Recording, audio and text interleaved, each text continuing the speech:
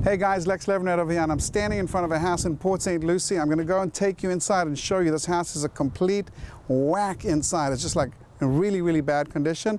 Let's go ahead and take a look at it the inside. All right, and wow, as you can see, this house is in really, really bad shape.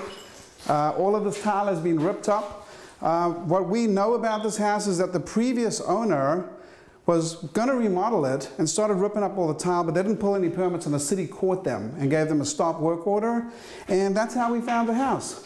And that's how it was offered to us. So this house looks like a mess. Most beginning investors would stay far away from something like this. But we purchased this house for $84,000, and we could probably sell it for $140,000 or maybe even $150,000. So even if we had to spend $25,000 or $30,000 on the interior of this house with permits, we would still have a very nice profit on this house, right? So fixing and flipping, there's opportunities everywhere. As I mentioned, this house we found on realtor.com.